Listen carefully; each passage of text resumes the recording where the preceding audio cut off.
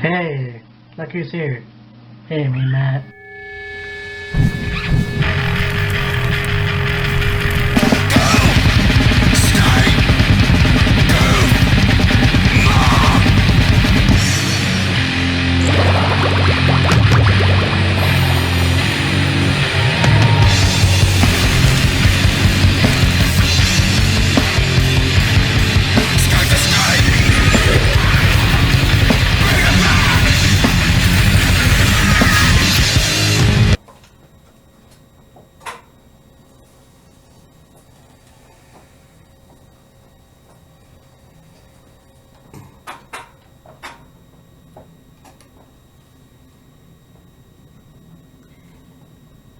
Well, I guess we're back. I may be a bit rusty, but it's been a few days, so let's get to it. Yeah, we'll start off with the new year in this place, which I haven't been in forever, with the talk of what everyone is talking about right now, and I've obviously missed AEW. I haven't seen the last two episodes as of yet, but not thinking he's going to be on the show. Paul White has left WWE for good and has now joined its rival company, AEW, All Elite Wrestling. And, okay, you know, there's really two ways to look at it. You know, Paul White as the Big Show, you know, yeah, it was great in the beginning. But in the last few years, you know, and he left for a while, and then he came back. In 2008, he came back and he looked ripped. You know, then he had the match with Floyd Mayweather, and a bunch of other things happened, and, you know, came back, left, came back, left, and he looks cut, so that's awesome. You know, and it's just, I think there was a point where Paul White said, enough is enough, shit'll get off the pot, what are you doing with me? And I truly think that's exactly it. You know, one of the biggest problems with WWE is just blandness. With most of its superstars or wrestlers, whatever, you know, as well, it's mostly just the legends. The people that have been there forever. That still wrestle. And Paul White is definitely one of those people. And the fact of the matter is that here's a guy who hasn't done shit in a long time. That does a lot of behind the scenes stuff, and he's done a lot for the WWE network, but really, when you think about it, the last time you really saw Paul White was when he inducted Mark Henry into the WWE Hall of Fame, his best friend. Now, you also have Paul White do the Big Show show. Now, where that's going to end up, I don't know. But, so there's that. It just kind of makes sense to see Paul White go and do other things. And it's been over 23 years, I think.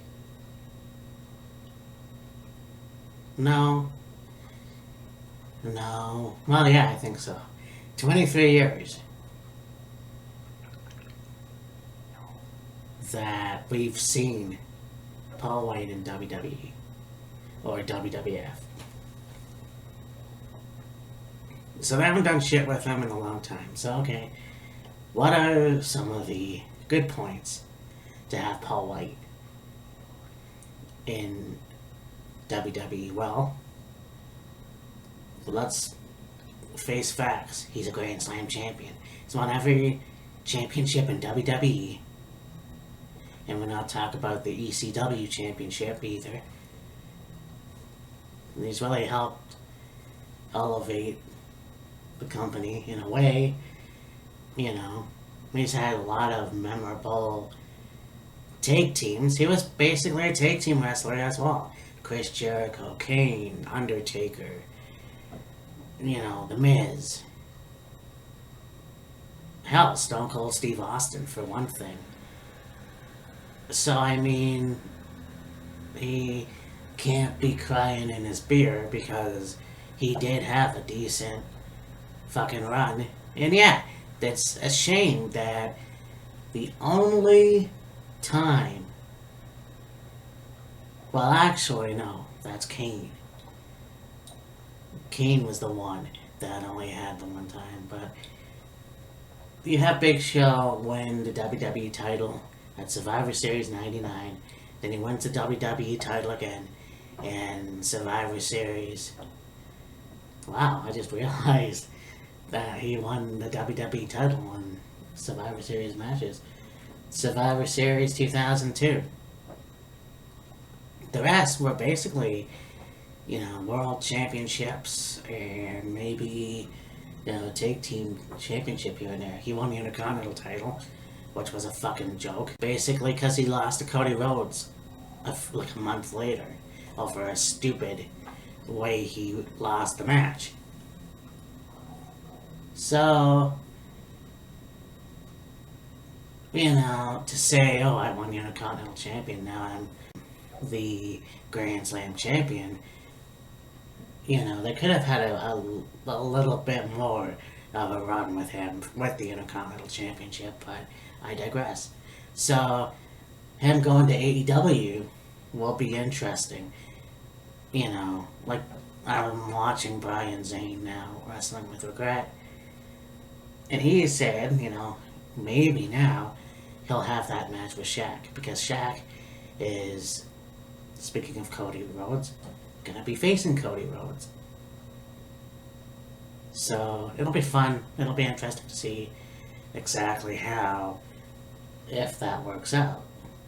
And then, you know, he could be doing creative as well. He could be doing commentary. Or, you know, like all the other old-timers, be a mentor. Speaking of old-timers, I think it's a rumor anyways, apparently that AEW wouldn't want him, or didn't want him because he was old and worn out, and they didn't want old guys wrestling. Excuse me? Hello? He's only 49 years old, so who gives a shit? If he has a few more years left in him, then go for it. But Paul White in All Elite Wrestling is not a bad thing. But I understand why people would be shocked in a way, because of how long he spent in WWE. But you have a lot of WCW guys there. Chris Jericho, Tully Blanchard, Arn Anderson. Hell, Jake Roberts was in WCW for a while. Diamond Dallas Page, well, I'm not sure where he is at the moment. But I want to see where this goes. And if he does wrestle, cool. I actually wouldn't mind seeing that match with Shaq myself. And who knows, Paul White can go in there. Will he be the Big Show? I don't know. Will he be the Giant? I don't know. Will he be Captain Insano? I don't know. Or will he just be Paul White? Well, that's a possibility. But we all know that All Elite is more edgier than WWE. Kind of go back to the Attitude Era thing, if you will. So there it is. We'll find out what happens in the next couple days or so when Paul White makes his debut. So yeah, that's it. That's my 2 cents. Probably talk more about it with Killer Kyle in our Facebook chat or whatever, but hope, if it'd be interesting to see what he says and if he does a video. But anyways, talk to you later. Bye. So you know that them cutting WCW was a long time coming. But I think that there's this myth out there that Jamie Keller that's why he took pleasure in cutting WCW. I don't think that's the case at all. Because if you look at some of his earlier interviews, like